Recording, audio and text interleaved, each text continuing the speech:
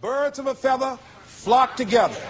You run around with losers, you will end up a loser. Unconsciously. Unconsciously, you will pick up their ways, you'll pick up their habits, you'll pick up, most importantly, their attitude about life.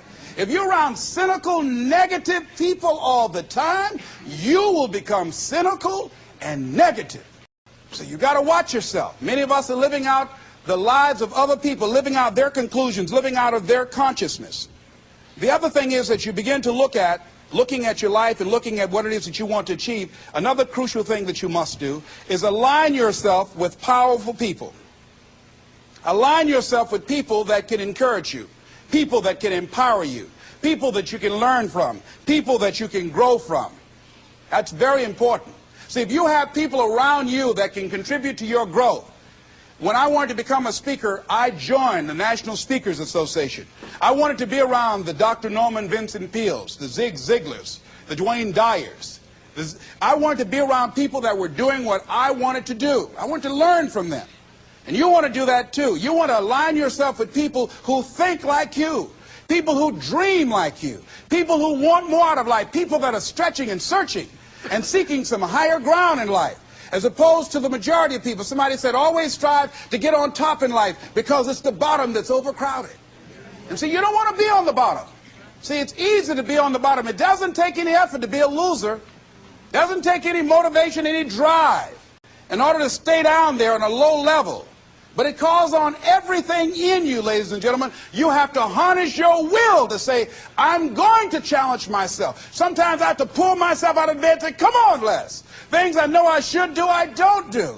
Things I shouldn't do, I do. I found that the biggest enemy you have to deal with is yourself. There's an old African proverb that says, if there's no enemy within, the enemy outside can do us no harm. You begin to look toward making this your decade, as you begin to look toward making your life different, as you begin to look at yourself, you've got to redefine yourself. Who are you right now? And who must you become in order to create what you want? What has to change about you? What is it that you're doing right now that would be a liability for you? As you begin to look toward the future and take inventory of yourself, what is it about you right now that you've got to leave this behind because this no longer fits? Looking at where you want to go and the kind of person that you must become, the kind of standards that you have for you, what is it that you must do differently? It makes sense unless you change your pattern, unless you change the way you're thinking, unless you change your behavior, you're going to continue to produce the results in your life. See, all of us are winners, but some of us are producing results that we don't want. And so all you have to do is look at your game plan, look at your strategy. How is it that you have been being? What is it that you've been doing to produce this? So you're the director, you're the producer, you're writing the script, you're the star of your life. And as you begin to look at your life, you can decide whether or not it's a smash or whether or not it's a flop. That's in your hands. Look at your life, look at where you want to go. Don't worry about your circumstances. Don't worry about your age. I have a friend who's up in age, over 70, and she wanted to build a multi-million-dollar complex. The name is Dr. Johnny Coleman. Lenders and bankers say, you can't do that, you're too old. She ignored them. That building now stands, ladies and gentlemen, a multi-million-dollar structure. But there are a lot of people who would have listened to that. There are a lot of people that would not have even gotten to that point. They would have talked themselves out of even going down to the bank to ask for it, because they've already said no to themselves. See, it's time now. If you want to make this your decade, you've got to start saying yes to your life. You've got to start saying yes to your dreams, yes to your unfolding future, yes to your potential, as opposed to saying no. See, 87% of our self-talk is negative. So you've got to make a conscious, deliberate, determined effort to say yes to your dreams. Why not? Why not me? Don't spend time like most people going through life complaining. You got to learn to let the past go so you can grow. Many people never act on their dreams because they allow their past experiences to determine what their possibilities are. Whatever you've done in the past, that's not a reflection of your possibilities. That's just a reflection of your consciousness. That's just a reflection of your development and your growth. The future is unfolding for you right now. The future is unlimited for you right now. No one knows where you can go. No one knows what you're capable of or what's possible for you. You don't even know that. I had no idea, ladies and gentlemen. No one could have convinced me that I was able to do this. I never forget, I was speaking in Detroit, and a high school friend of mine saw me afterwards, and he was backstage. He said, I can't believe it's the same person. And I thought for a moment, and I said, it's not. The person you know, he's gone. We have the power to change our personal history, changing the direction of our lives, changing our thoughts, changing where we want to go, exploring new horizons. So as you begin to look at this decade and affirming that this is your decade, as you set goals that will make you stretch, that will bring out the best in you, as you begin to remove the negative, toxic people from your life, as you decide to take some chances in life, and that's one of the things that's very important. Viscard said, if you're not willing to risk, you cannot grow. And if you cannot grow, you cannot become your best. And if you cannot become your best, you cannot be happy. And if you can't be happy, then what else is there? Most people never achieve their goals because most people suffer from possibility blindness. They look around trying to think about the things that they don't have. Robert Roots, a young man who wrote a book about success principles of the three little pigs, he said, it's not what you don't have, it's what you think you need that keeps you from being successful or happy in life. It's not what you don't have. See, I was focused on what I didn't have. I don't have a college degree, don't have any credentials, never worked for a major corporation. I was focused on the negative things. It said, negative things are the things that you see when you're not focused on your goal. What do you come with? What is it? A friend of mine, Dexter Yeager, said, when the dream is big enough, the odds don't matter. I'm reminded of a great man when I was reading Time magazine talking about some of the great minds of the last century. They didn't mention his name, Dr. Howard Thurman, one of the mentors of Dr. Martin Luther King Jr., and also an advisor to Mahatma Gandhi and Albert Schweitzer. And he said, the ideal situation for a man or woman to die is to have family members standing around their bed praying with them as they cross over. But imagine, if you will, being on your deathbed and standing around your bed, the dreams given to you by life, the ideas that you never acted on, the talents, the gifts, the abilities that you never used. And there they are, standing around your bed, looking at you with large, angry eyes, saying, we came to you, and only you could have given us life. And now we must die with you forever. And the question is, if you died this very moment, what will die with you? What dreams, what ideas, what talents, what leadership potential, what greatness that you showed up to bring, that you allowed fear or procrastination to hold you back? Perhaps that's why Henry David Thoreau wrote the words, oh God, to reach the point of death, only to realize that you've never lived, only to realize that you've never scraped the surface of your potential. When you don't have a true appreciation and acceptance for who you are, and you allow yourself to be immobilized by fear, what happens in the process is that you begin to abuse yourself. You begin to sabotage your life, you begin to sabotage your dreams, you begin to unconsciously work against yourself. You become your own worst enemy.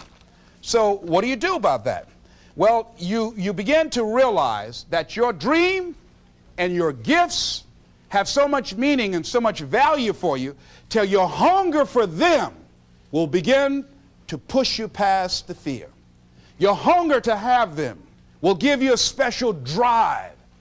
As you work on yourself, as you begin to acknowledge your true identity, the true power that you have, the true capacity you have to bring about change, the miracle-working power that you have within yourself to do the things that you want to do.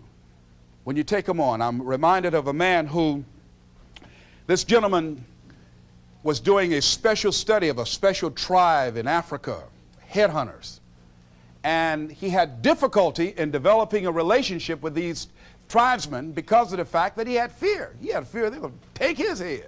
So he worked there for a long time with no effort, no progress in developing a relationship and rapport and being able to achieve a level of trust.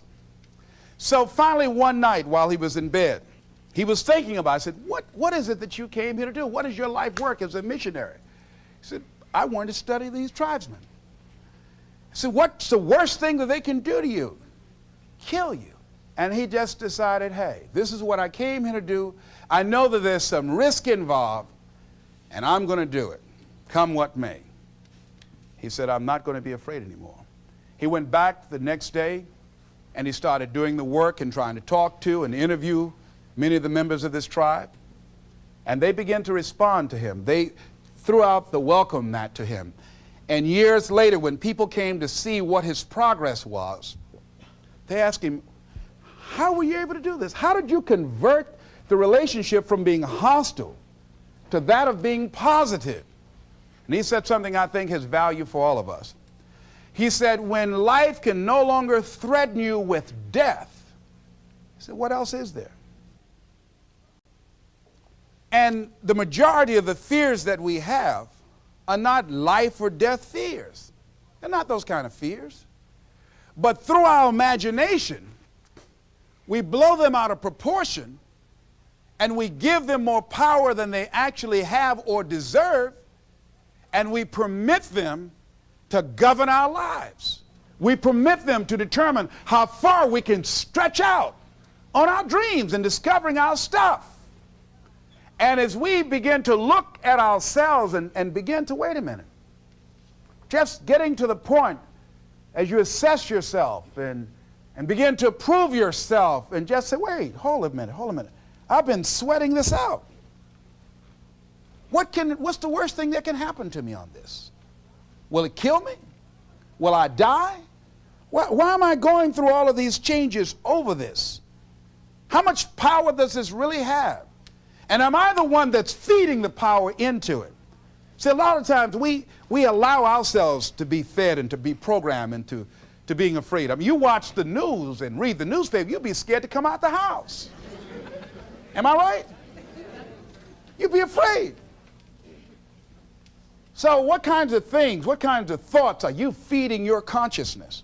What kind of things are you putting in your mind that will enable you to either move forward or to justify why you're staying where you are? I remember when I ran for state representative in Columbus, Ohio, and I had a lot of people telling me, and you got to watch not only the conversation within, but the conversation without, telling me, Les, you can't possibly win. You can't do that. And I went down to the legislature, and I saw myself. I knew what I wanted. I saw myself in the chair. I pointed out the chair that I wanted. I used to go and sit up in the galleries and watch the legislative process. I used to go to the committee meetings and listen to legislation being introduced. I learned how to write legislation, how to amend legislation. I started thinking like a legislator, got up every day dressing, thinking like that, selling myself on it, seeing myself in the legislature. Mr. Speaker, I'm the gentleman from the 29th House District. I'd like to introduce a bill. I went in the legislature, walked around. I had the experience of it. And when I ran and won against overwhelming odds, they were shocked. I won the election even before it was held because I was living it in my mind. You want to see yourself beyond your circumstances. You got a challenge, see yourself beyond your challenge. See yourself with the challenge already resolved. And knowing that all is well, seeing yourself in control and in charge of your destiny, being healthy and happy. The next thing is, it is important in the area of motivating yourself, it's important to know why you're doing it. Because that mind will say, why bother? Why go through all this? This is too hard. No, throw in the towel. It's not worth it. Has it ever said that to you before?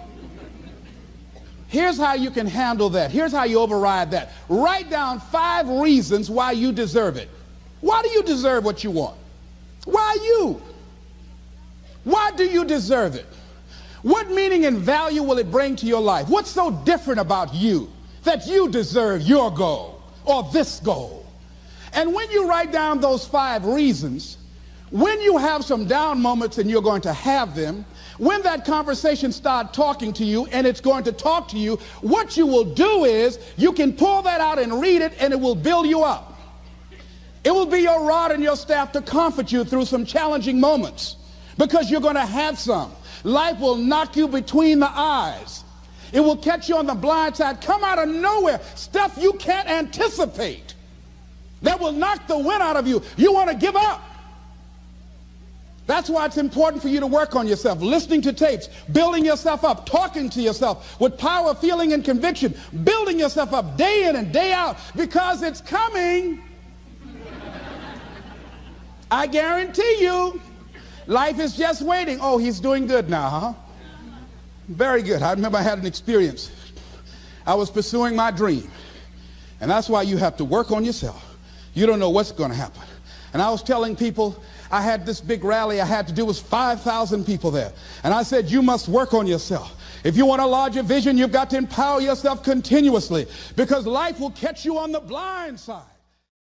What are some of the self-defeating behaviors that we become involved in that prevent most people from enjoying themselves? Some people develop the what's the use attitude.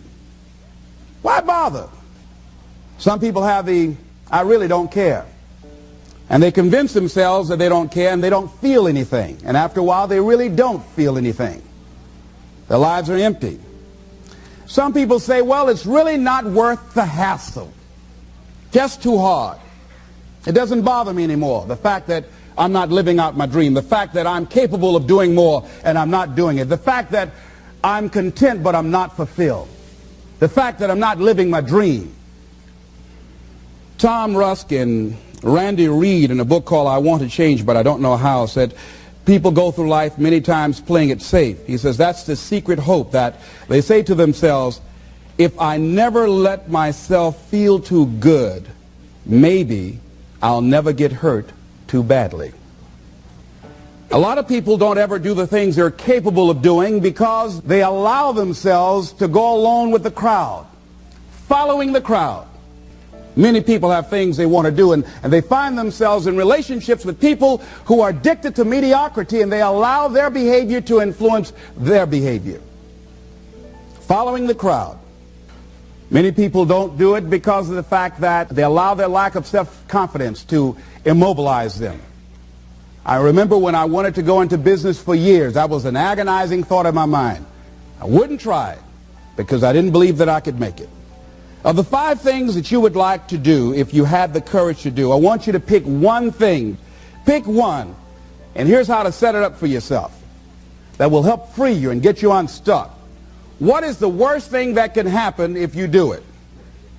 What's the worst thing that can happen? Let's say going into business for yourself, or changing careers, or getting a divorce, taking some kind of chance of something that you've always thought about doing, but you just haven't done it for whatever reason. What's the worst thing that can happen? Do the worst case scenario.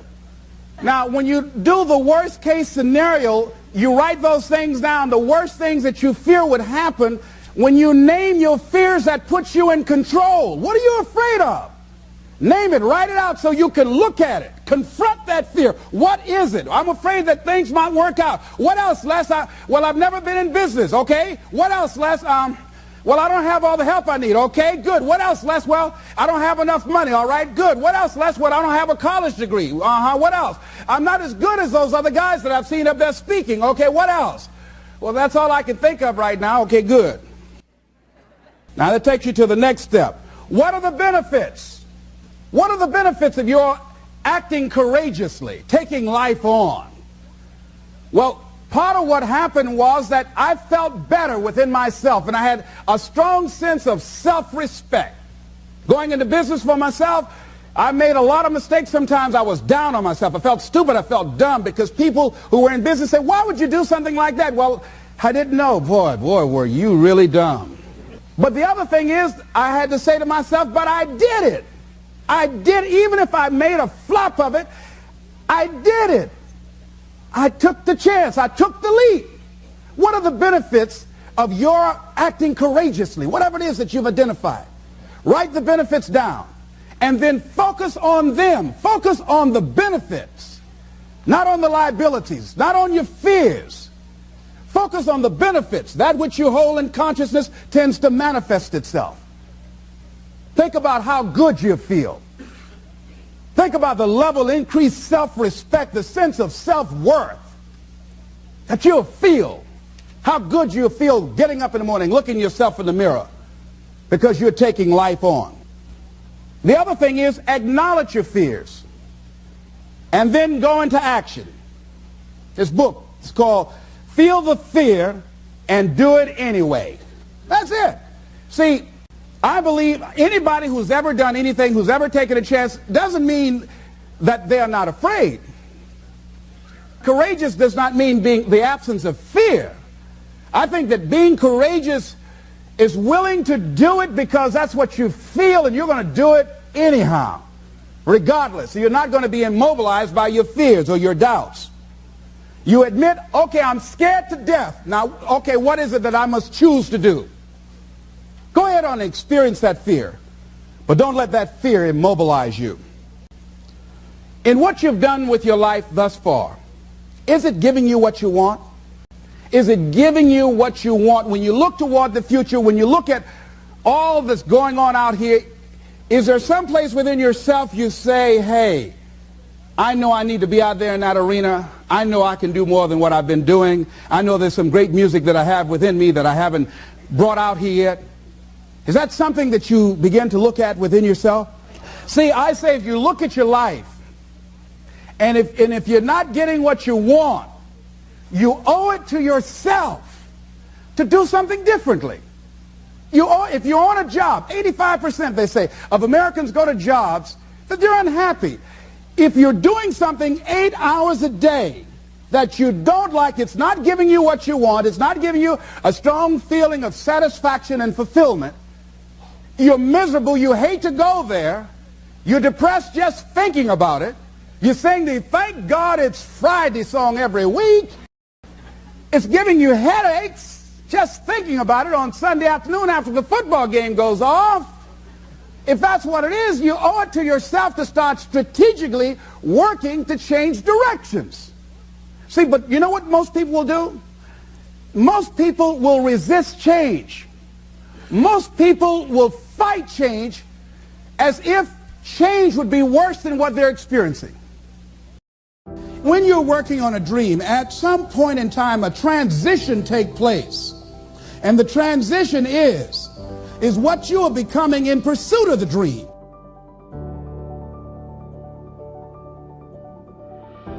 Because even if you don't get the dream, you become such a strong and powerful person, it will so change your life, you can look at something else and say, well, I think I'll go do this then. Because you've now developed yourself in such confidence and such competence in how to deal in the arena of life that you can move into another area and not miss a beat. Once you begin to discover who you are, then you really realize how you have been given authority and dominion over everything on the face of the earth, including all the dimensions of your life. But you can only do that through the struggle of life. And most people avoid the struggle. Most people go through life avoiding pain. And when you go through life like that, something in you dies. Something in you that you never activate is lying dormant in there, that you never get a chance to call on because you have not challenged yourself. Somebody said the land of familiarity belongs to the dead.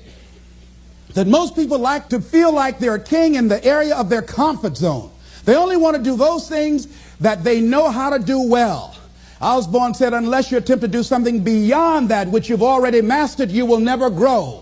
So if you want to begin to grow, you've got to put something out here that you can't reach easily, that has got to make you stretch, got to make you jump for it, got to make you get back a little bit and dig in so that you can take a leap for it. And maybe you jump up there and you miss it and you skin your knees and you come back again and you bust your lip next time. But you keep on, and through that process, you learn how to leap higher. You start challenging yourself to dig deeper, and then you discover some things about you that you don't know right now. Some talents that you have in you that you didn't know that you can do. I started out just talking to kids, and now I'm speaking at corporations. Now I'm traveling. I didn't know I can do this, but had I not given myself a chance, and I'm saying to you, give yourself a chance. Here's something else. If you want to begin to make your stuff happen for you, I think that it's very important that you start trusting yourself. Listen to yourself. Listen to that still small voice within you. Don't try and make everything logical. There are some things about life that defies logic, that you just can't explain how the outcome is going to be. that once you begin to trust yourself and your ideas and your instincts, life takes on a whole new meaning, because now I want you to do that feeling that you are led. Just feel, I am led. I remember the worst speech I had ever given in my life. I let someone exploit a fear that I had. For years I had a tremendous inferiority complex because I'm not college educated. And this person knew this. And she said, let me write this speech for you. You're going to speak at Ohio State University. Those people are very educated there, and they're going to know when you make grammatical errors, and they're going to know because of the substance of your speech that you are not literate. I care about you. I don't want you to embarrass yourself. So this person proceeded to write a speech for me. I had a speech in my mind, but this person was stronger than I was negatively than I was positive about my own thoughts. And I gave my power away. With my permission, I allowed this person to guide me to do something that I really didn't want to do. But I didn't feel enough inner strength and conviction about my skills as a speaker and the message that I had to bring to stick by my guns. And I got up there at the Ohio Union, and I read this straight speech and did not move and did not take my eyes off the page, because I'm not accustomed to reading.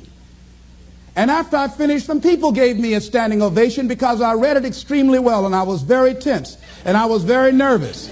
Ladies and gentlemen, don't give your power away. You don't need anybody to approve your dream. It was given to you. If they can't see it, it's because it wasn't given to them. It was given to you. Hold it, nourish it, cultivate it, work on it. It's yours. It's your baby. Work on it until it comes into fruition. I gave away my power, and I said, I'm not going to do that no more. Here's something else for those who make it today. Do what you know is right. Treat people like you want to be treated. Don't try and take any shortcuts. Don't try and cheat. Pay your dues up front. I believe, ladies and gentlemen, what goes around comes around. You can pay now, or you will pay double later. So do the right thing. There might be a tendency sometimes, because of the negative part of our consciousness and our own programming, for us to want to say, well, I'll just do it this time. It won't matter. Won't nobody know. Ladies and gentlemen, everything matters. And you know you're somebody. You know. I'd rather lose out on my dream doing the right thing than to cheat trying to make a shortcut to get to my goal. I want to be able to look myself in the mirror. And that's what you want to do. There's no saying, judge a man not by what he does, but by that he doesn't have to do. And to judge the true quality of a man is what he'll do when nobody's looking. See, there's some good out there for you in the universe that has your name on it. And nobody can get your good. It has your name on it. They can't take your stuff. It's your stuff. So when you know that whatever you're seeking, it's also seeking you, you don't worry. You don't run scared. You don't think somebody's going to take it from you. You listen to your inner voice, and you always take the high road. There will be the tendency, the natural inclination to take the low road. You must resist that. Here's something else I encourage you to do if you want to make it today. Keep your agreements. Keep your agreements that you make, and establish a network of people who will also do that. Establish a network of people in your life that you can count on, that will be there for you when you need them, and you be there for them. Here's the other thing as you're working on your dream. A lot of people have been calling me saying, hey, man, I read about you in Ebony. Boy, you're lucky. Ladies and gentlemen, let me tell you something. Here's something else. 3 P's to have in your life. In working on your dream and doing your life work, you must be patient, persistent, and positive no matter what. I called John H. Johnson for 2.5 years to get in that magazine. The first time I called him, he wouldn't talk to me. Then I was persistent, trying to find out who knew him that could invite me there to meet him, or an opportunity to speak so that he could hear me. And I met a guy who worked for him.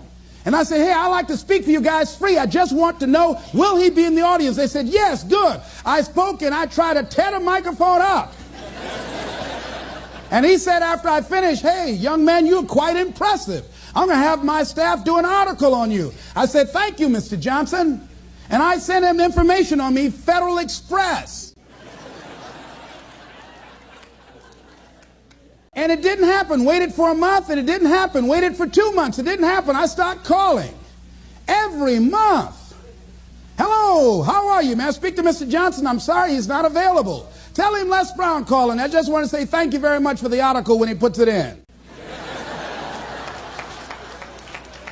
I kept on doing it, kept on calling, sending new articles, sending new information on me, kept on upgrading the information on me. Sending him thank you letters. Thank you, Mr. Johnson. I was always positive. I could have gotten negative saying, where did you lie to me? Why you don't tell me you're going to put me in the magazine and you didn't do it? I could have got an attitude. Be positive no matter what. Because when you are negative, ladies and gentlemen, you're sending out negative energy and you're blocking your good. So don't send out any negative energy. Don't take it personal. I didn't care what he thought of me, or the staff, that I was a nuisance to them. They get paid to deal with people like me. See, a lot of people have an idea or a dream and they give up on it. No, don't do that. Work your dream until it gets hot. See, most things don't happen as soon as we think they should happen. The messenger of misery might drop in on you and say hello. Murphy's Law might come by and thump you on the head. Any number of things can happen to interrupt your flow. It's okay. Don't take it personal. Just acknowledge what's going on. It's called life. And keep on working on your dream. Continue to keep on knocking, because this is your life. This is what you love. This is your passion. Step back. Don't judge it. If you judge it, judge not yet, lest ye be judged. Why? Because when you judge it, you invest emotion in it, and that emotion could be anger, and guess what? That hurts you. That doesn't hurt anybody else. One doctor said, the man who angereth me killeth me. And then he allowed someone to egg him into an argument on the floor of the National Medical Convention and suffered a massive heart attack. When you're in a state of anger, you have so much acid in your blood, if they withdrew some blood from you and inserted it into a pig, it would die from the acid. So what do you want to take yourself out early for by internalizing things? Shakespeare said, nothing is neither good nor bad, but thinking makes it so. So judge not according to your appearances, but right judgment, and feel that everything is going to work out for you because you're patient, you're persistent, and you're going to be positive no matter what. Don't allow other things or people or circumstances to determine what your reaction is going to be. I was out to dinner with some people, and we had a waitress that was quite discourteous and rude. And the people around me took an attitude about it. I learned how to observe life. I think that in order to overcome life, you've got to learn how to observe it. Just stand back and watch what's going on and choose not to buy into it. I said, excuse me, ma'am. I said, do you know what TIP stands for? She said, no. I said, TIP stands for to ensure promptness. We've been sitting here a long time. I want to give you $5 up front to ensure a prompt meal. Would you assist me? She gave me the biggest smile and said, oh, of course I will. And I said, by the way, I'm not with these people. I'm going to be sitting at another table. Please put my meal over there. Serve them by themselves. See, I don't want to make anybody angry who goes behind closed doors to prepare my food. Oh, no. So don't allow people to determine how you are going to respond to them or circumstances. Learn to look at it. A friend of mine, Tom Perkins, handsome, articulate man in his mid-50s. He had a tremendous business, and at the height of his success, someone was killed in his business. He was sued and lost $750,000. Lost his business, lost his family, lost his home, everything. He was devastated, ladies and gentlemen. He started living in his car. He would wash up in a McDonald's across from Howard University on Georgia Avenue in Washington, D.C. He said, Les, I was so depressed. He said, I had everything, and then one day I lost it all. He said, I didn't want to live anymore. He got some sleeping pills, and he took over 35 sleeping pills, and he laid down, folded his hands across his chest, and he said he went to sleep to die. 2 days later, much to his amazement, he woke up. He couldn't even get that right. I said, what happened then, Tom? He said, an incredible thing happened. He said he was laying there for a moment. He said, and a voice said to him inside his mind, it wasn't your life to take. That was one thing. He said, since that day, when I get any major challenges, I don't take it on myself personally. I feel that I've got somebody with me. He said, I'll never leave you nor forsake you. He said, hey, I said, God, you got to handle this for me. This is too much for me. He said, I don't sweat the challenges of life. Repeat after me, please. Don't sweat the small stuff. Don't sweat the small stuff. Because it's all small stuff.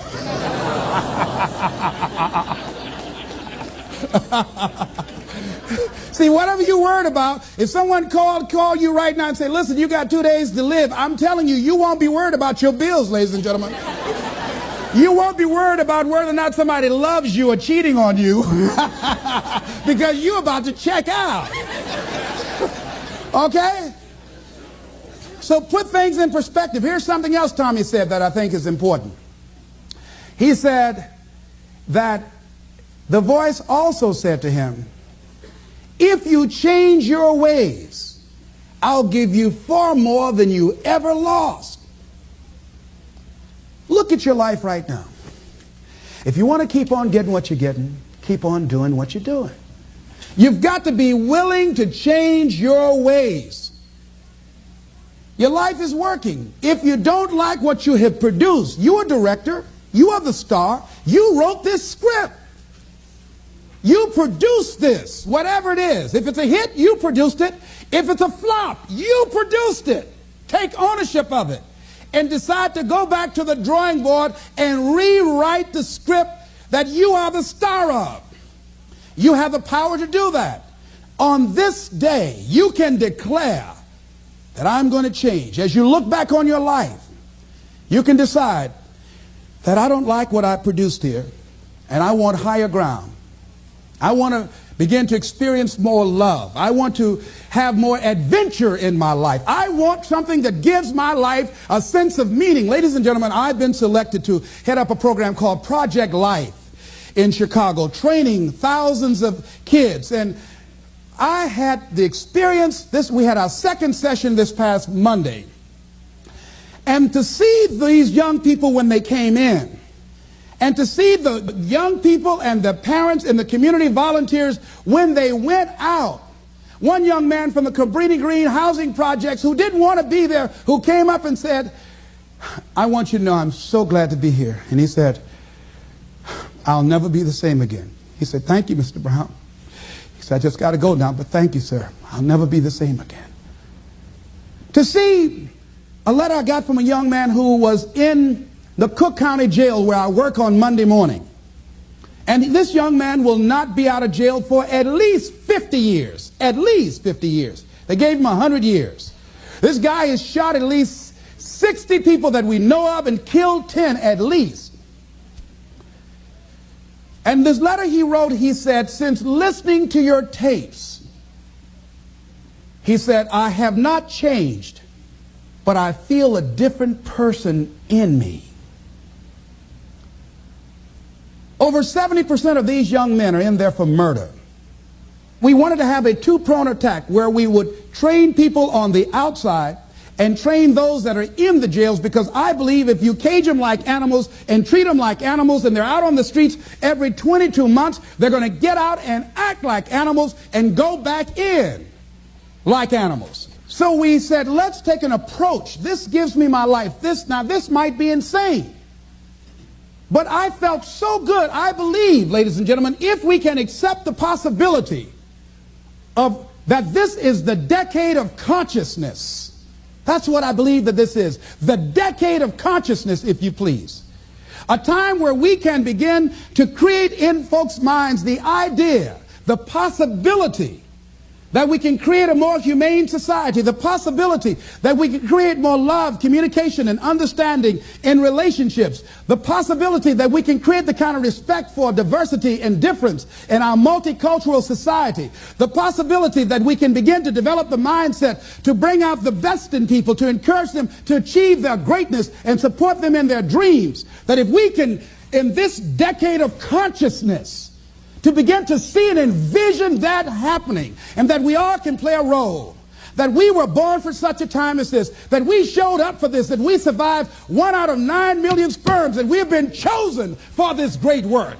Here's something else to recognize. Wherever you are on the ladder of life, and I was reading in Dr. Norman Vincent Peale's latest book called The Power of Positive Living, which I think is his greatest work, and he has something in there, a section called Comeback Power. Wherever you are in life, ladies and gentlemen, you've got comeback power. I don't care how low you are. I don't care what you have done. I don't care what you have experienced. I don't care how devastated your life might appear to be, the shambles it might be in. There's a power in you that can enable you to be stronger and better than anything that's out here. One man who came to the training, he was not a kid. And I knew he had a drinking problem. And he was looking at me, and I could smell alcohol on him. I said, excuse me, come here, come here, come here. He said, what is it? I said, let me tell you something. I want you to know you've got something in you that's stronger than that poison you're putting in your body. Do you understand me? And he was looking, he was backing up. He said, no. He said, I don't know, man. I said, it is. I said, that's why you're here. Something drew you here. And that which caused you to come, you said you want some help. And you need to be around some people that can help you get in touch with your power, because you know that your life deserves this. See, I think that the reason that we abuse ourselves with drugs and alcohol is that we're trying to numb something in us that's aching us, that's urging us, that's nagging us to do something bigger and better. It can't be because it tastes so good. That when we are deluding ourselves or polluting our minds, it numbs us where we don't have to face reality, because we don't know what we've got going for us. See, once you discover who you are, the truth of knowing who you are will set you free from ever wanting alcohol, from ever wanting any kind of drug that's going to destroy who you are. Once you begin to know who you are, it will set you free from believing, I can't see myself doing any better. Once you discover this power, the perfect essence of who you are, that's in all of us, that's permeating our being, that enable us to be the directors of our lives. A friend of mine did some work for me. It was below par, to say the least. I knew that this guy was capable of doing better work. I knew that he also had a fragile ego. So I was trying to think of what is the most sensitive way in which I can share this information with him. Because I wanted him to do my work over. I was going to pay him for what he did, but I needed my work done right. But I was afraid that I would hurt his feelings. I was very, very meticulous in how I approached him. And I said, let me share this with you. You know I care about you, and that you're a very talented and gifted person. And you and I both know that what you have given me is not a true reflection of your talents and abilities. And I'm saying, let's go back in the studio and do this again. And he said to me, I'm going to forget you ever said that. I was wiped out. He never spoke to me again. Now, when you decide to act, you're going to have some people like that. We're no longer friends. I lost sleep over that, ladies and gentlemen. I said, I can't believe that. I remember sitting up one night looking at the phone. I said, I got to call him. He said, no. Then I said, no, forget that. I called, man, look here, we've been knowing each other too long to allow this to come between us. He said, don't call me anymore, and hung up.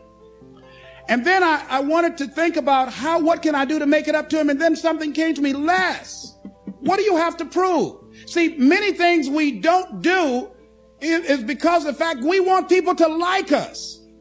There's some necessary losses in life. When you decide acting in your best interest, you're going to lose some friends. Everybody's not going to approve of you. There's some people that won't like you. Who do you think you are? You're arrogant. What do you think you can do? You think you can get away with that? You're selfish. Thanks, I got that.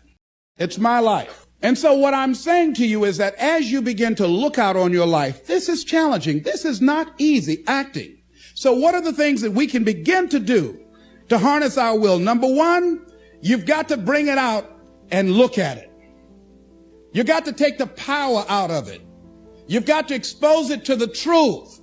And the truth is that it has no power over you. So write down something you want to act on, but for some reason that you've been holding back, and look at it.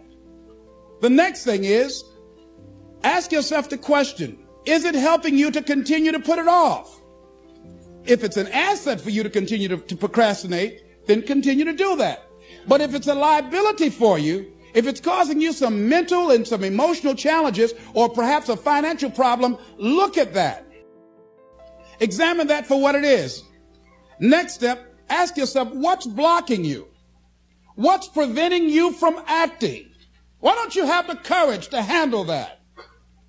Why won't you face that? What are you running away from? What kind of avoidance behavior are you engaged in? So what is the worst thing that can happen? I want you to visualize that, experience that, feel the nervousness and the discomfort. And the more you run it in your mind, the less power that it will have. When we look out on our lives, you ask the question, what are you going to do?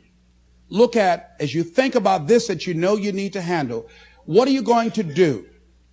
And then write down 3 strong reasons on why you know you must take action. And be explicit and descriptive in your reasons, because your reasons have power. Your reasons will drive you.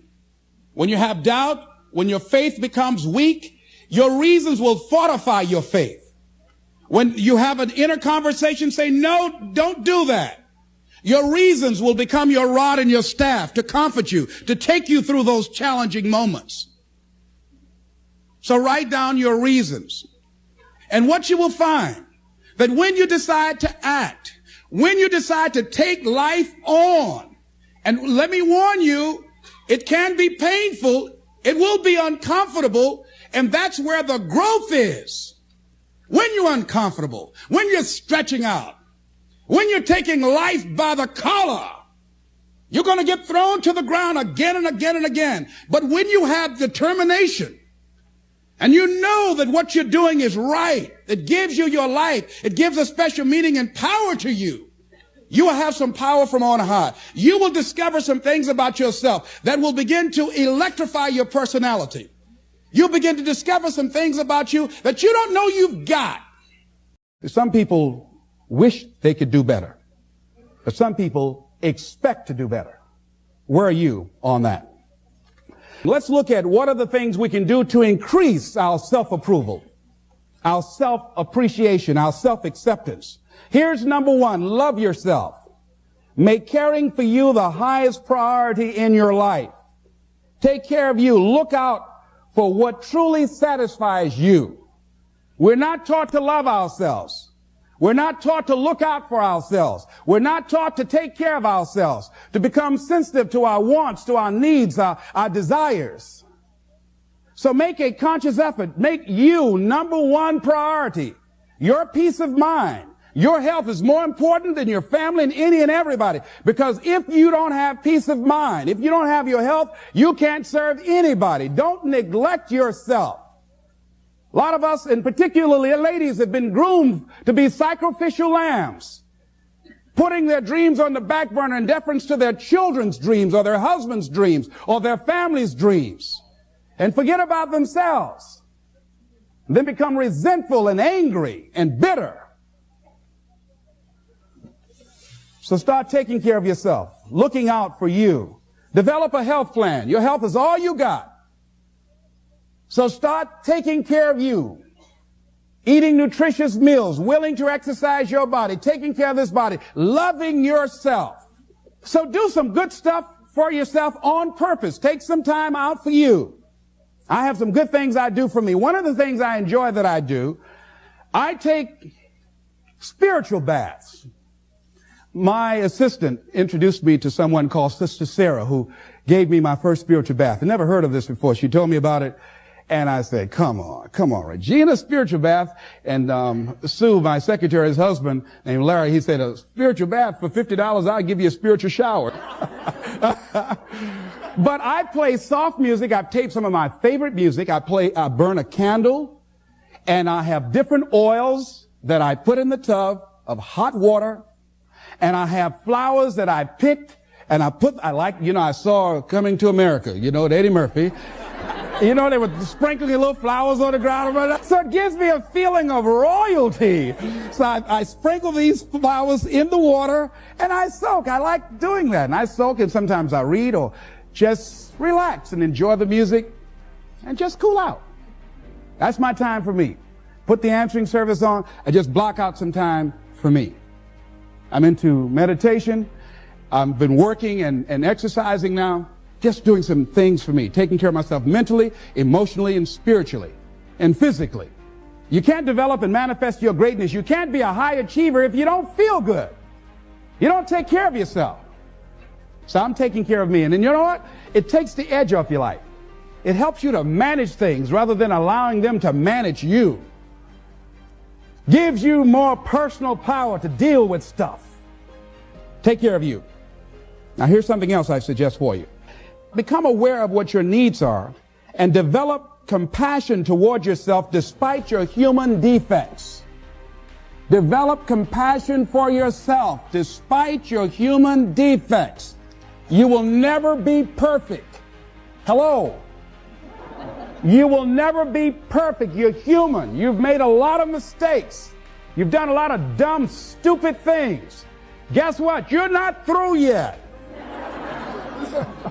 You're going to do some more. Hurry up and get it over with.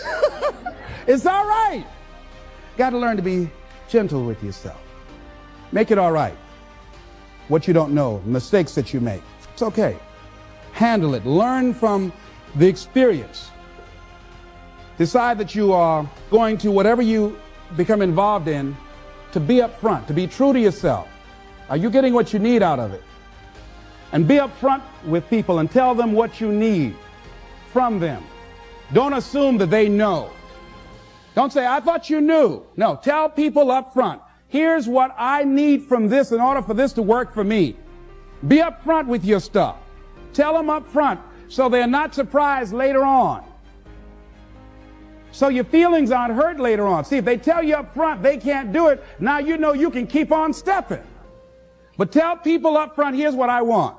In order for me to play this game with you, if we're going to dance, this is what I got to get out of it. See, if you don't take care of your needs, guess what? You will always have that nagging song in the back of your mind say, well, when do I get mine? If you take people, and I've told you this, and you expose them voluntarily to things that they are avoiding and are afraid of. You take young people, say they're 16 to 22, and they're not really feeling that good about who they are because their life is chaotic and in disorder and they don't know where they're going. And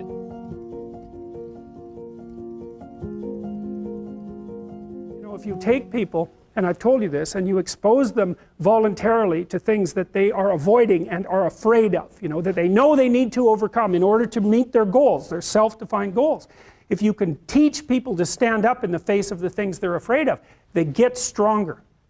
And you don't know what the upper limits to that are, because you might ask yourself, like, if for 10 years, if you didn't avoid doing what you knew you needed to do, by your own definitions, right, within the value structure that you've created to the degree that you've done that, what would you be like? Well, there are remarkable people who come into the world from time to time, and there are people who do find out over decades-long periods what they could be like if they were who they were, if they spoke their being forward. And they get stronger and stronger and stronger, and we don't know the limits to that. We do not know the limits to that. And so you could say, well, in part, perhaps the reason that you're suffering unbearably can be left at your feet, because you're not everything you could be, and you know it. And of course, that's a terrible thing to admit, and it's a terrible thing to consider, but there's real promise in it, right? Because it means that perhaps there's another way that you could look at the world and another way that you could act in the world, so what it would reflect back to you would be much better than what it reflects back to you now. I often ask undergraduates how many hours a day you waste or how many hours a week you waste, and The classic answer is something like 4 to 6 hours a day. You know, inefficient studying, watching things on YouTube that not only do you not want to watch, that you don't even care about, that make you feel horrible about watching after you're done. That's probably 4 hours right there. You know, you think, well, that's 25 hours a week, it's 100 hours a month, that's 2.5 full work weeks, it's half a year of work weeks per year.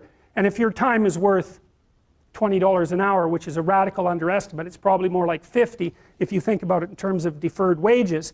If you're wasting 20 hours a week, you're wasting $50,000 a year. And you are doing that right now. And it's because you're young, wasting $50,000 a year is a way bigger catastrophe than it would be for me to waste it, because I'm not going to last nearly as long. And so if your life isn't everything it could be, you could ask yourself, well, what would happen if you just stopped wasting the opportunities that are in front of you? You'd be who knows how much more efficient, 10 times more efficient, 20 times more efficient. That's the Pareto distribution. You have no idea how efficient people get. It's off the charts. Well, and if we all got our act together collectively and stopped making things worse, because that's another thing people do all the time, not only do they not do what they should to make things better, they actively attempt to make things worse because they're spiteful or resentful or arrogant or deceitful or homicidal or genocidal, or all of those things all bundled together in an absolutely pathological package. If people stopped really trying just to make things worse, we have no idea how much better they would get just because of that. One of the things psychologists have done for the last 20 years, especially the social psychologists, is push this idea of self-esteem. You should feel good about yourself. And I think, why would you tell someone 20 that?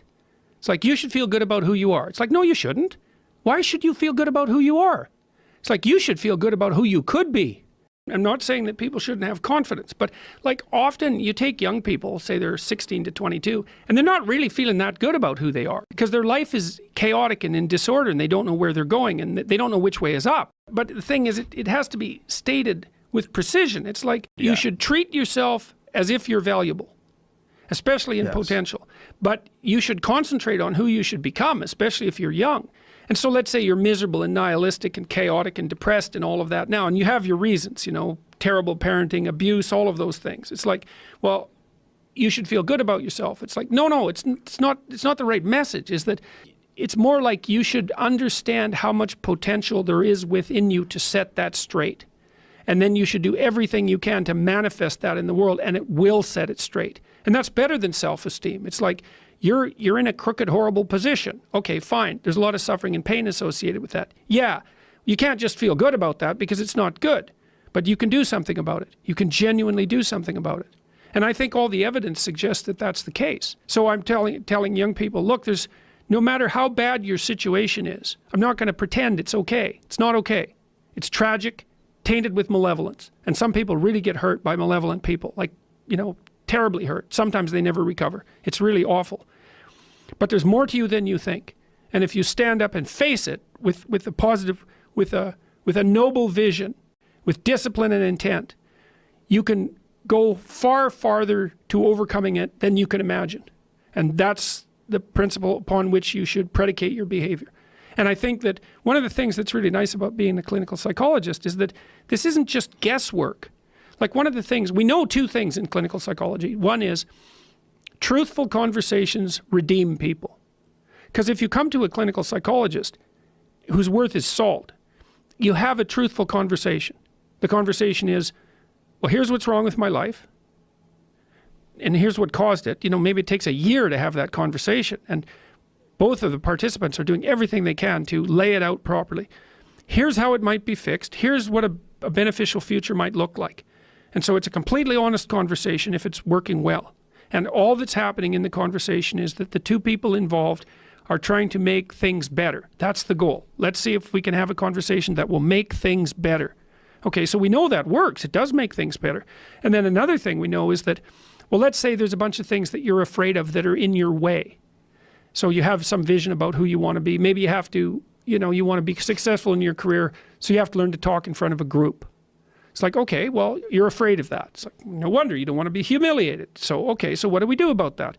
Well, maybe we first get you to speak in front of one person and then 3 people, you know, for 5 minutes and then for 10 minutes. Like, graduated exposure to what you're afraid of, voluntary graduated exposure to what you're afraid of, is curative. And that's true. It works. The documentation is in.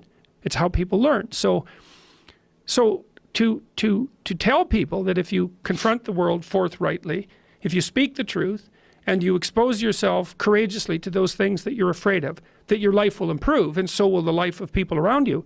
Like, as far as I'm concerned, that's as close to undeniable fact as we've got. And it also dovetails nicely with the underlying archetypal stories, the heroic stories. It's like, go out there, find the dragon, confront it.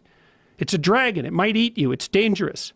But it's worse to cower at home and wait for it to come and devour you. Go out there, confront it, get the gold, share it with the community. It's like, yeah, it's the oldest story of mankind. What could you do to improve yourself? Well, let's step one step backwards. The first question might be, why should you even bother improving yourself? And I think the answer to that is something like, so you don't suffer any more stupidly than you have to. And maybe so others don't have to either. It's something like that. You know, like there's a real injunction at the bottom of it. It's not some casual self-help doctrine. It's that if you don't organize yourself properly, you'll pay for it, and in a big way, and so will the people around you. Now, and you could say, well, I don't care about that, but that's actually not true. You actually do care about that, because if you're in pain, you will care about it. And so you do care about it, even if it's just that negative way, you know. It's very rare that you can find someone who's in excruciating pain who would ever say, well, it would be no better if I was out of this. It's sort of, pain is one of those things that brings the idea that it would be better if it didn't exist along with it. It's incontrovertible. So you get your act together so that there isn't any more stupid pain around you than necessary. Well, so then the question might be, well, how would you go about getting your act together? And the answer to that, and this is a phenomenological idea too, it's something like, look around for something that bothers you and see if you can fix it. So now you think, well, let's say you go into you can do this in a room. It's quite fun to do it just when you're sitting in a room, like a room, maybe your bedroom. You can sit there and just sort of meditate on it and think, okay, if I wanted to spend 10 minutes making this room better, what would I have to do? And you have to ask yourself that, right? It's not a command, it's like a genuine question. And things will pop out in the room that you know, like there's a stack of papers over there that's kind of bugging you, and you know that maybe little order there would be a good thing, and you know, there's some rubbish behind your computer monitor that you haven't attended to for like 6 months, and the room would be slightly better if it was a little less dusty and the cables weren't all tangled up the same way. And like, if you allow yourself just to consider the expanse in which you exist at that moment, there'll be all sorts of things that'll pop out in it that you could just fix. And you know, I might say, well, if you were coming to see me for psychotherapy, the easiest thing for us to do first would just be to get you to organize your room. You think, well, is that psychotherapy? And the answer is, well, it depends on how you conceive the limits of your being. And I would say, start where you can start. You know, if something announces itself to you, which is a strange way of thinking about it, as in need of repair, that you could repair, then hey, fix it. You fix 100 things like that, your life will be a lot different. Now, I often tell people too, fix the things you repeat every day, because people tend to think of those as trivial, right? You get up, you brush your teeth, you have your breakfast, you know, you have your routines that you go through every day. Well, those probably constitute 50% of your life. And people think, well, they're mundane, I don't need to pay attention to them. It's like, no, that's exactly wrong. The things you do every day, those are the most important things you do. Hands down. All you have to do is do the arithmetic. You figure it out right away. So 100 adjustments to your broader domain of being, and there's a lot less rubbish around, and a lot fewer traps for you to step into. And so that's in keeping with Jung's idea about erasing once you've got your mind and your emotions together, and once you're acting that out, then you can extend what you're willing to consider yourself and start fixing up the things that are part of your broader extent. Now, sometimes you don't know how to do that. So you might say, imagine you're walking down Bloor Street and there's this guy who's like alcoholic and schizophrenic and has been on the streets for 10 years. He sort of stumbles towards you and, you know, incoherently mutters something. That's a problem. And It would be good if you could fix it, but you haven't got a clue about how to fix that. You just walk around that and go find something that you could fix, because if you muck about in that, not only is it unlikely that you'll help that person, it's very likely that you'll get hurt yourself. So, you know, just because while you're experiencing things announce themselves as in need of repair doesn't mean that it's you right then and there that should repair them. You have to have some humility. You know, you don't walk up to a helicopter that isn't working and just start tinkering away with it. You have to stay within your domain of competence. But most of the time, if people look at their lives, you know, it's a very interesting thing to do. I like the idea of the room, because you can do that at the drop of a hat. You know, you go back to where you live and sit down and think, okay, I'm going to make this place better for half an hour. What should I do? And you have to ask, and things will just pop up like mad. And it's partly because your mind is a very strange thing. As soon as you give it a name, a genuine aim, it'll reconfigure the world in keeping with that aim. That's actually how you see to begin with. And so if you set it a task, especially, you have to be genuine about it, which is why you have to bring your thoughts and emotions together, and then you have to get them in your body so you're acting consistently. You have to be genuine about the aim, but once you aim, the world will reconfigure itself around that aim, which is very strange. And it's technically true. You know, the best example of that, you have all seen this video where you watch the basketballs being tossed back and forth between members of the white team versus the black team, and while you're doing that, a gorilla walks up into the middle of the video and you don't see it. It's like, you know, if you thought about that experiment for about 5 years, that would be about the right amount of time to spend thinking about it, because what it shows you is that you see what you aim at. And that, man, if you can get one thing through your head as a consequence of even being in university, that would be a good one. You see what you aim at. And so, because one inference you might draw from that is, be careful what you aim at, right? What you aim at determines the way the world manifests itself to you. And so if the world is manifesting itself in a very negative way, one thing to ask is, are you aiming at the right thing? I read the story. It was an autobiography, if I remember correctly, of the captain. I might be wrong about that, but I've got the basic story right. Well, they had a shipwreck in the Antarctica. And then they were there for a whole year in the Antarctica, you know, and none of them died, not one. He didn't lose a single man, not one. He kept their morale high. And then they took this boat that was on the ship, and they crossed like 400 miles of the roughest ocean, the roughest frigid ocean in the world, right? You don't go in that ocean. And then they went to an island, and they walked across the island, across these mountains that no one else has ever climbed since. And they went to the city on the other side of the island, and they got a boat, and they went and rescued their compatriots, and everyone survived. It's like, Endurance is the name of the book. You read that book, man, you think, wow, people are really tough, you know, and it's ridiculous. So who knows how tough you are? And maybe you find out by going out to find out how tough you are, right? So you take on a challenge, one that you think you can master, that's just a bit beyond your grasp. And you master it, and then you're a little tougher, and you think, hey, that worked out pretty well. And so then you're more of a monster. And then you go out and you find another challenge that's even bigger, and you think, well, maybe I can do that too. And then all of a sudden you can, and you get a little bit bigger, and God only knows what the limit is of you. And you find out by pushing yourself against the world. Well, let's talk about friendships for a minute. Here's how you know if someone's your friend. A, you can tell them bad news, and they'll listen. They won't tell you why, you know, you're stupid and why that bad thing happened to you and how something worse happened to them once and, you know, derail the whole conversation. You can actually tell them bad news and they'll listen. So that's a good thing. And then this is a weirder thing. You can tell them good news and they'll help you celebrate.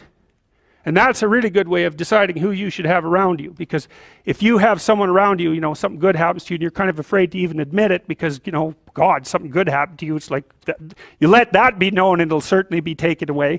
So, you know, you come out and you sort of tell someone half-heartedly that something good happened to you, and they give you a whack and then talk about, you know, the great thing that happened to them 3 years ago, or worse, the great thing that happened to someone that they knew 3 years ago. You know, it's like, go away from that person. They're not helpful to you, and they're not helpful to themselves either. And so you want to surround yourself, you got to think about this. You got to surround yourself with people who want the best for the best part of you. You can hang around with weasels and losers that are trying to pull you down to justify the fact that they're spiraling downhill as well. And you know, the upside of that is you don't have to have any responsibility, and you can all whine about how wretched life is, you know, so that's pretty attractive. But I would say it's also a bad medium to long-term plan. And so it's acceptable and desirable to try to surround yourself with people who are facilitating your development. You know, and you might say, well, I've got people around, I know them well, you know, they're not doing that well, and they don't fit into that category. It's like, what's your point? What are you going to do with them exactly? If they'll listen and cooperate with you and move towards a better future, great. If they don't pay any attention and they keep doing the same damn things over and over and they're not going anywhere and it's painful, then maybe the proper thing to do is say, you just have your misery. I'll go off and have my life. And maybe you'll wake up at some point in the future and think that's a better way of being. Because just putting up with it is, well, they call that enabling, right? You put up with that sort of behavior, you're providing tacit consent for it and even tacit approval. It's like, it's a bad idea. You have, I would say, both the right and the responsibility to surround yourself with people who are good for the best part of you. When I talk to people about doing the future authoring program, they often put it off, and it's not surprising because it's hard. But it's more than that. They think, well, I don't know how to write. I'm going to do a bad job. I don't really like assignments. I'm going to have to do it perfectly. I need to wait till I have enough time. And like one of those is enough to stop you cold, and all 5 of them, you're just done. And so I tell people, do it haphazardly, a tiny bit at a time, and badly. Because you can do that. I tell my students when they're doing their theses, master's thesis, write a really bad first draft. And then we have a little conversation about that because they don't think I mean that. Because it sounds like a cliche in some sense. It's not a cliche. It's not a cliche at all. It means you're a terrible writer. But if someone put a gun to your head and said, you have to have your 100-page thesis done by next Monday or I'll shoot you, but I don't care how terrible it is, you would sit down and write it. And the thing is, then you have it, right? Then you have something, and then you can fix it. You can iterate and fix it. That bad first draft, that's the most valuable thing, and so that's what you need. You need a bad first draft of yourself. And there's an idea that Jung developed about the trickster and the jester, the comedian, right? That the trickster is the precursor to the savior. That's one of the things I learned from Jung that was just, it's so unlikely. You'd never think that. It's so amazing that that might be the case, but the satirical and the ironic and the troublemaker, the comedian, the fool is the precursor to the savior. Why? Because you're a fool when you start something new. And so if you're not willing to be a fool, then you'll never start anything new, and if you never start anything new, then you won't develop. And so the willingness to be a fool is the precursor to transformation. And that's the same as humility. And so if you're going to write your destiny, you can do a bad first job. You're going to get smarter as you move forward. That's the thing, is that, so something beckons to you. That's what happens here. Maybe the star that Geppetto wished on was the wrong damn star, but at least it was a star, right? At least it was in the sky. At least it moved him forward. And so you say in your life, well, something grips you and fills you with interest. And you think, well, should I do that? And the answer is, if not that, then something. What if it's a mistake? It's a mistake. Rest assured. What do you know? You're going to stumble around, right? And what's going to happen is this. You're going to move, you're going to not stay in stasis. You're not going to wander around in circles. And I see people like that. They said, well, I never knew what to do, and now I'm 40. It's like, that's not so good. That's not so good. And you might say, well, and there is a literature, too, that suggests that people are a lot more unhappy when they look back on their lives about the things they didn't do than they are about the mistakes they made while they were doing things. And so that's really worth thinking about too, because there's redemptive mistakes. And a redemptive mistake would be a mistake that you make when you go out and try to do something. You know, you think, okay, I'm going to try to do this. When you're not good at it, you make a bunch of mistakes. It's like, well, what's the consequence if you pay attention? Is you're not quite so stupid anymore. That's the thing, is you've been informed by the results of your errors. And so what happens is you follow the beacon, you follow the light, and you're blind, so you don't know where the light is. It's dimly apprehended only, and you're afraid to follow it. But you decide to take some stumbling steps towards it. And as you take stumbling steps towards it, you become illuminated and enlightened and informed because of the nature of your experience, because you're pushing yourself beyond where you are, and you're going into the country that you have not yet been in, and you learn something. And so what happens then is the star moves. You move 10 feet towards it and you think, no, that's not right. I didn't get it right. It isn't there, it's actually there. And so then you see it somewhere else and you shift yourself slightly and you move forward. And that's what happens, is that you continue as you change. The thing that guides you forward moves, right? It's like God in the desert in Egypt, the pillar of light that you're following. It's moving. It's not a permanent thing. You move towards it, it moves away, it guides you forward. And so you say, well, is what I'm aiming at paradise itself? And the answer to that is no, because what do you know? You couldn't see paradise if it was right in front of you, but you might get a glimmer of it. And so you move towards it and you grow. And then the next time you open your eyes, you see a little bit more clearly. And that's what happens, is that just happens over and over, right? It keeps moving. And so you move like this.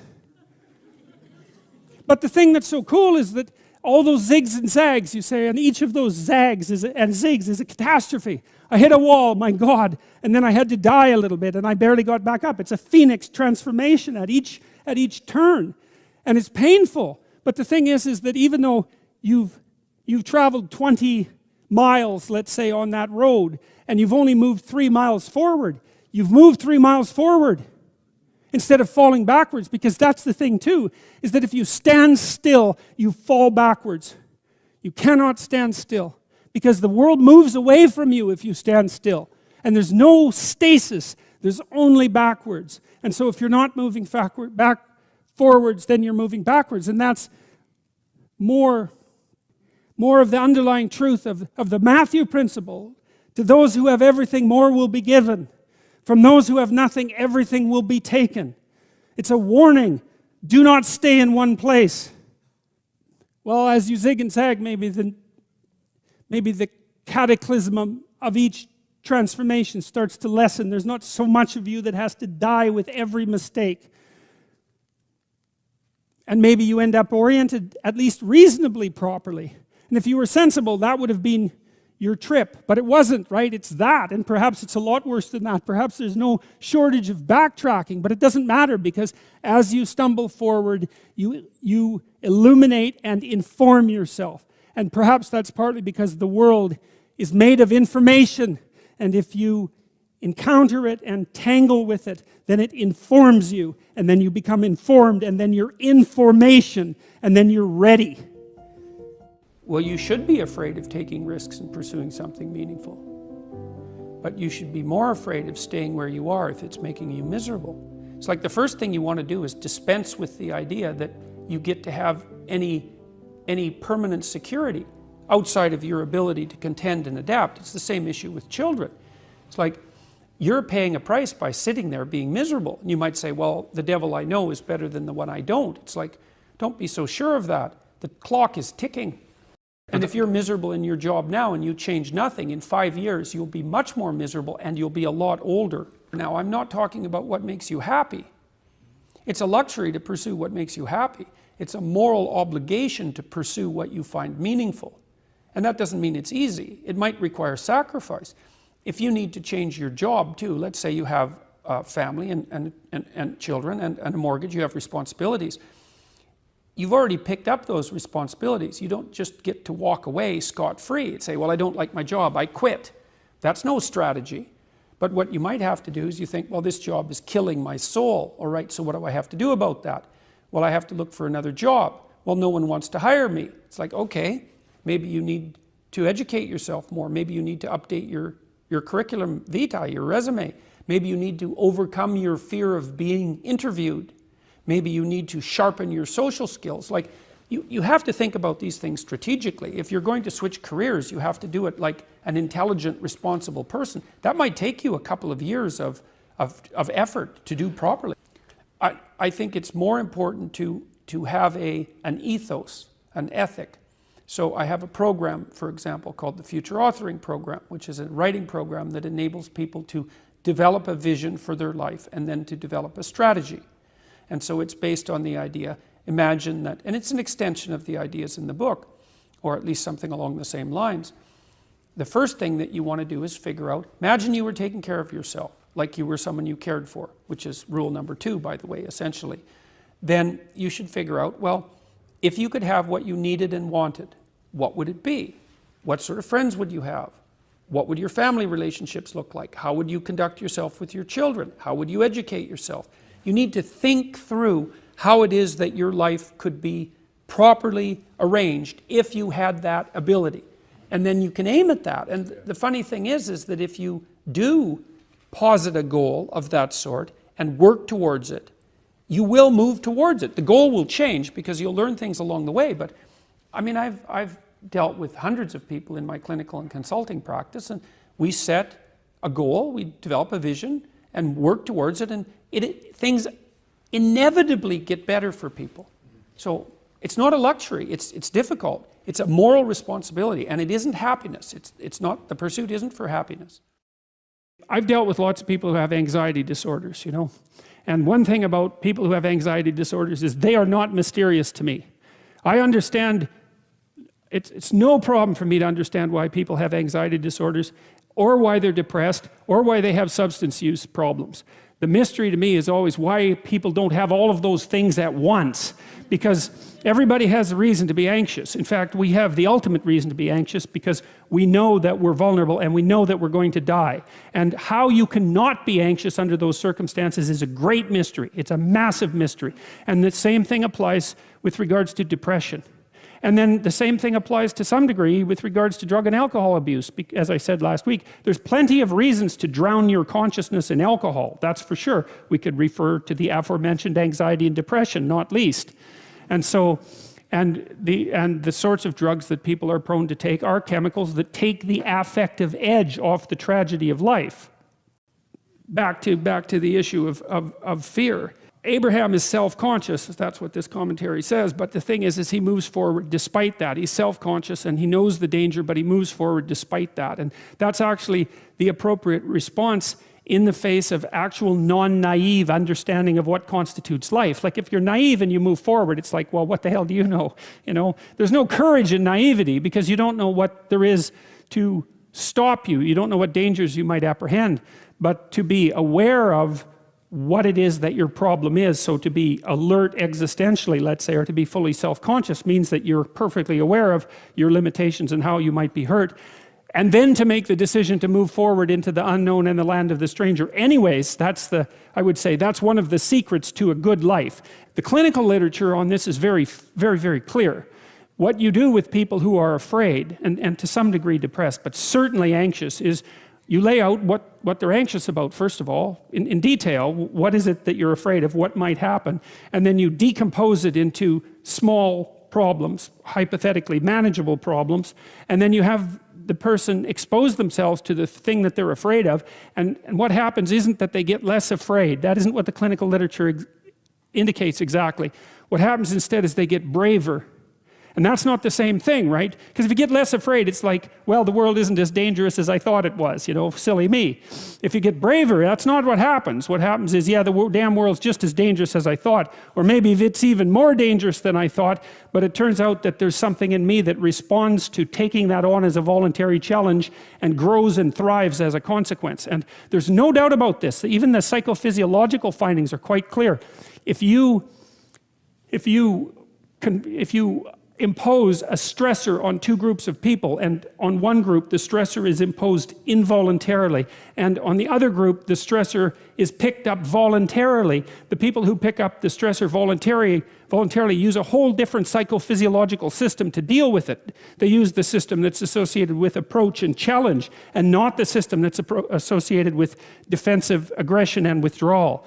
And the system that is associated with challenge is much more associated with positive emotion and much less associated with negative emotion. It's also much less hard on you, because the defensive posturing system, the prey animal system, man, when that thing kicks in, it's all systems are go for you, you know. The gas is pushed down to or the pedals pushed down to the metal, and the brakes are on. You're using future resources that you could be storing for future time right now in the present to ready yourself for emergency. So there's nothing simple or trivial at all about the idea of being called to move forthrightly forward into the strange and the unknown. And there's a real adventure that's associated with that, right? So that's an exciting thing, which is part of the reason why people travel. And then also to see yourself as the sort of creature that can do that, is willing to do that on a habitual basis, is also the right kind of tonic for, I hate this word, for your self-esteem. You know, because the self-esteem has nothing to do with feeling good about yourself. As I already mentioned, there isn't necessarily a reason why a priori you should just feel good about yourself. But if you can view yourself acting in a courageous and forthright manner, and encountering the world and trying to improve your lot, and taking risks, you know, in a non-naive way, well, then you have something that you can comfort yourself with at night when you're wondering what the whole damn point of your futile and miserable life. And that's necessary, because it's often the case that you wake up at 4 in the morning, or at least sometimes the case that you wake up at 4 in the morning when things haven't been going that well, and wonder just what the hell the point is of your futile and miserable life. You have to have something real to set against that. It can't be just rationalizations about how, you know, you're a valuable person among others, even though that's true. That's not good enough. You need something that's more realistic to set against that. And observing courage in yourself is definitely one of the things that can help you sleep soundly at night when things are destabilized a little bit around you. Do you have problems in your life that you're not addressing that you could solve? And the answer is yes. And it's an easy thing to figure out. You sit on your bed one morning and say, okay, there's some things that need to be done that I don't want to do, that I could do, that would make things better by the end of the day. What are they? Right? There are things that are within your grasp that you could fix. Fix them. And you'll learn, because it's harder than it looks. Fix them, and you'll learn how to fix things. And then something else will beckon as another problem that you could fix. You know, you all have your problems. What does that mean? Like, there's an infinite number of problems in the world. Some of them happen to be yours. Why is that? I don't know exactly. But you have your problems. Great. Solve them. You know, one of the things I learned as a therapist, every therapist has to learn this, is because one of the things you wonder when you're first starting to be a clinician is, how do you not take the catastrophes of your clients home with you? And the answer to that is because it's immoral to. They're not your problems. They're their problems. Like, they're their life. You know, your problems are your life. You don't want to solve someone else's problems for them, because you take away the deep meaning that's to be found in having them work through the problems on their own. And then you steal the credit. Well, I can help you with that. It's like, well, yeah, maybe, but I don't help you with the next problem then. So in any case, you sort out the problems that are right in front of you, and it will make you grow very, very rapidly. And then you'll be able to sort out more complex problems without making them worse. Let's say that you go to a party and you're trying to impress the people that are there, and you're trying to get them to like you, and so you maybe get jabbed at a little bit, and you laugh, and you know, you go along with everyone so that they like you, and then you go home and you're bitterly resentful about the way that you were put down at this party, and that's going to make all sorts of aggressive, I wish I could have said, it's going to make all sorts of aggressive and vengeful thoughts sort of flash through your imagination. Well, the first part of the problem is that you were too much persona, right? You sacrificed yourself in some sense at the party so that people would like you. And in the second part, you're refusing to admit to the existence of those elements of you that would have actually protected you from doing that. So let's say you go home and you're all bitter and resentful and you have fantasies of revenge. I mean, that reveals to you the shadow part of you that's aggressive. And the thing is, you actually need that, because if you would have integrated that more successfully into your personality, when you went to the party, you wouldn't have had to let people put you down to get them to like you. You know, instead of having a face like this, which says, I'll take anything that's coming my way, you know, you have a face and a stance that's more determined and assertive. And if you manifest that properly, people aren't going to mess with you to begin with. But, you know, you may have already adopted a morality that says, well, I have to be likable and I shouldn't do anything that causes any conflict and I shouldn't ever, you know, hurt anybody's feelings. And so you're just to present yourself as a punching bag and you think that that makes you a good person, but it doesn't. And there's no integration of the shadow in that situation. We're having a conversation. I'm deciding I'm going to listen to you. Right? That's different than how people generally communicate, because usually when they communicate, they're doing something like, okay, we're going to have a conversation and I'm going to tell you why I'm right and I'll win if you agree. Or maybe you're having a conversation where, I don't know what you're trying to do. Maybe you're trying to impress the person you're talking to. So you're not listening to them at all. You're just thinking about what you're going to say next.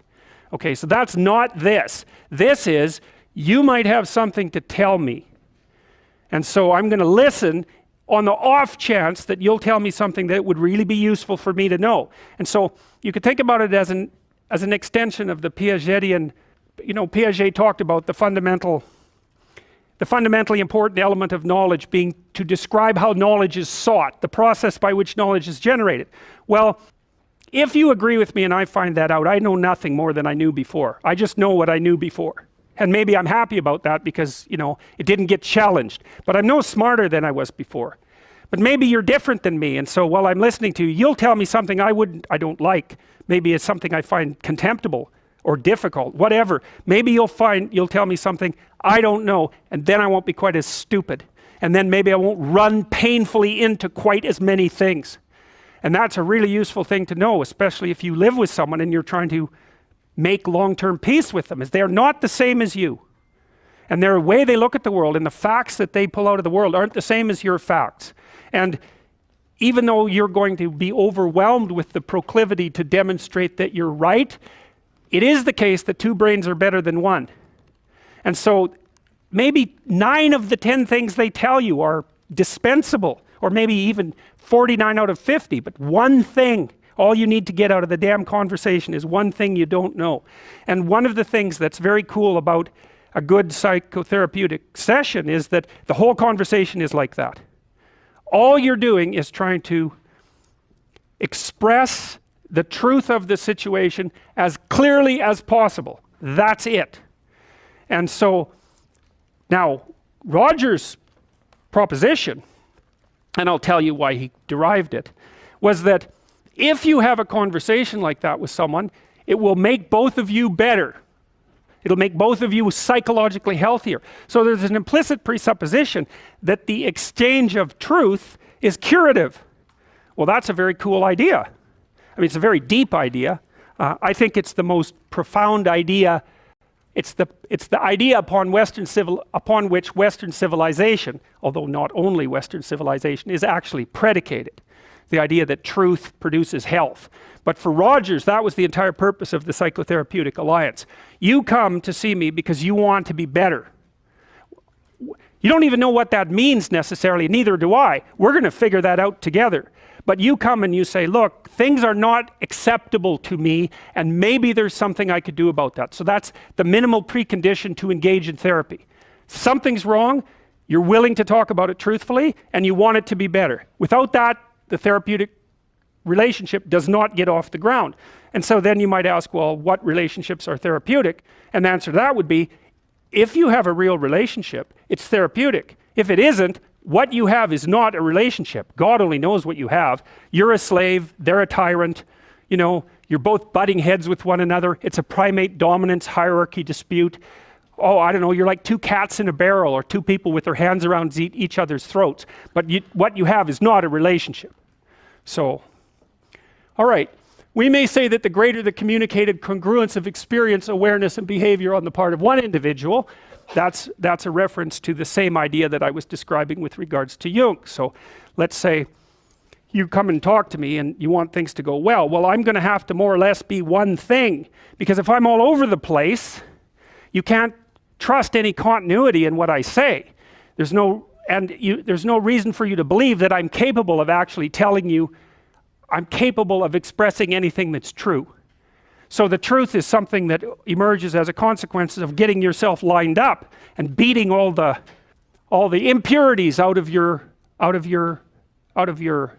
soul, for lack of a better word. You have to be integrated for that to happen, and you do that at least in part by wanting to tell the truth. The more the ensuing relationship will involve a tendency towards reciprocal communication with the same qualities. So one of the things, I've been quite influenced by Rogers, one of the things I try to do in my therapeutic sessions is first of all to listen, to really listen. And then while I listen, I watch, and while I'm listening, things will happen in my head. You know, maybe I'll get a little image of something, or I'll get a thought or a question will emerge, and then I'll just tell the person what that is. But it's sort of directionless, you know, it's not like I have a goal, except that we're trying to make things better. I'm on the side of the person, I'm on the side of the part of the person that wants things to be better, not worse. And so then those parts of us have a dialogue, and the consequence of that dialogue is that certain things take place, and then I'll just tell the person what happened. And it isn't that I'm right, that's not the point. The point is that they get to have an hour where someone actually tells them what they think. Here's the impact you're having on me. You know, this is making me angry. This is making me happy. This is really interesting. This reminds me of something that you said an hour ago that I don't quite understand. And the whole point is not for either person to make the proposition or convince the other that their position is correct, but merely to have an exchange of experience about how things are set up. And it's extraordinarily useful for people, because it's often difficult for anyone to find anyone to talk to that will actually listen.